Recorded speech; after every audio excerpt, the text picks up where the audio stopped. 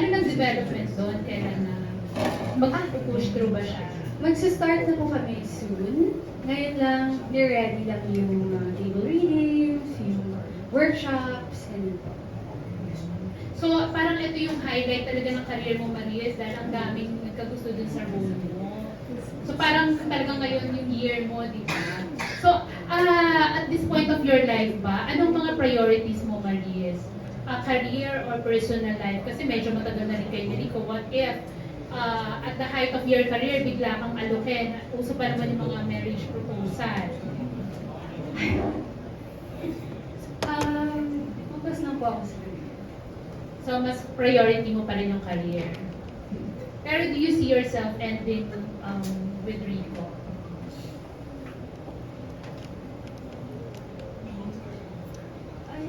Yeah. Oh, but, sorry. Naging emotional ka. Sorry. Would you like to say something?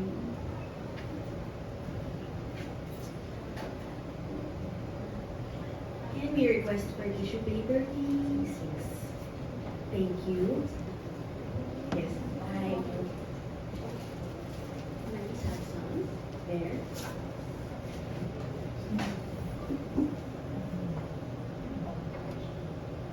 I'm so scared.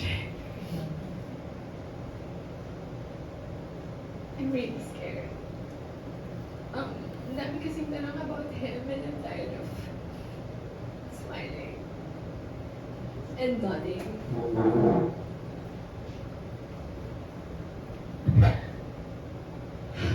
I'm so scared because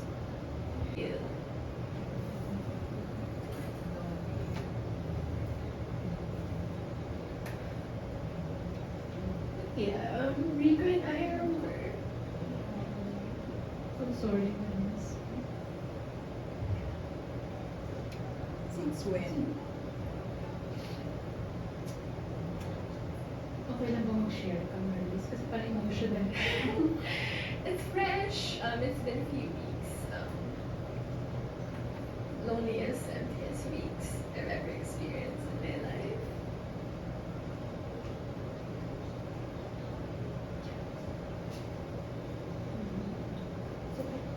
I know, may pinagdadaanan ka na. Pero ano out ngayon?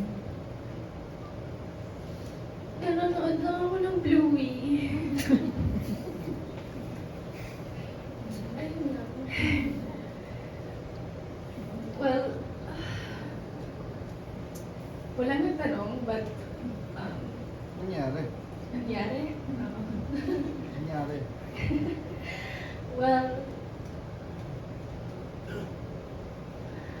wala akong short answer for it.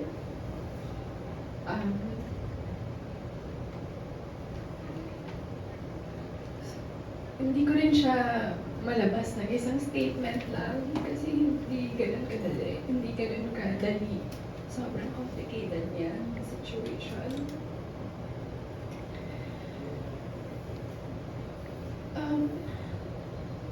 Rico and I,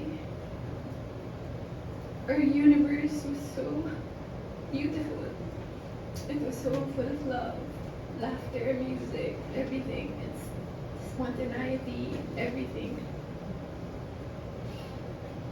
Sa 5 years namin together, we were always on the same page. Always on the same page. And I don't know what happened to me. Maybe I turned to the next page and saw a new perspective sa life. I had visions of who I want to become, how I want to evolve. I'm so curious about the world.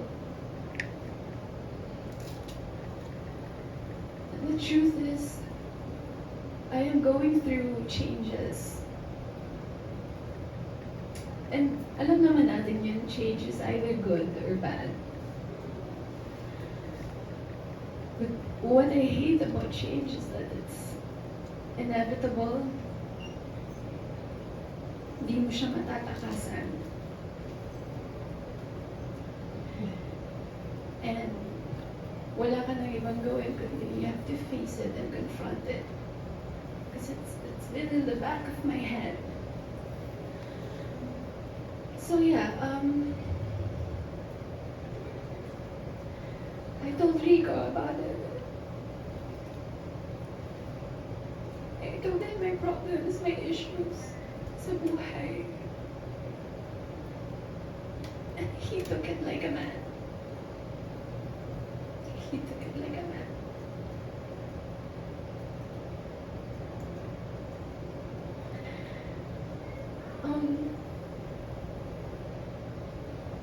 It was a very difficult talk because I love him so much.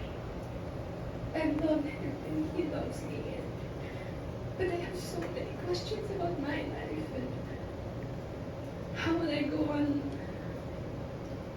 sa buhay with him when I have so many questions about me, my sense of self. It was so difficult. But it was a very polite separation.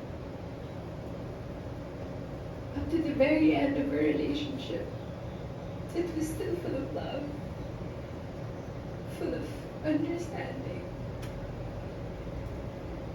Enrico is one of a kind.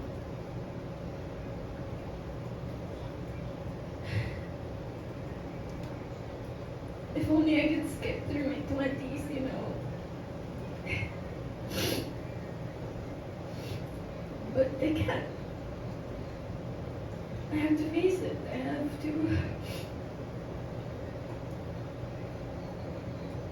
sit with my feelings and acknowledge my changes.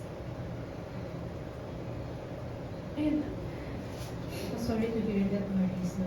Pero kasi after your being open about your situation, maraming magtatanong dahil na kung nag-click yung ano niya ni Anthony, baka madamay siya at isipin ng mga fans na may kinalaman si Anthony sa film. parang Anthony is out of the picture. It's just mainly me and Rico. Mainly me and the issue. So after this, okay ka pa bang magsalita? Or this is the first and last time na you'll talk about it? This is the only time I'm gonna ever talk about it. Since, well, we're at it.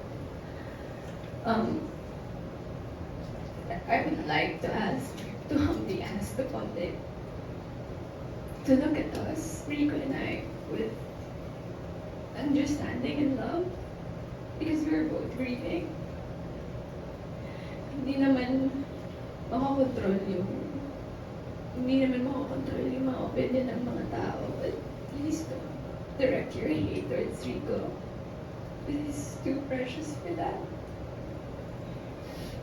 If you guys want to throw some punches, I'm ready to take them.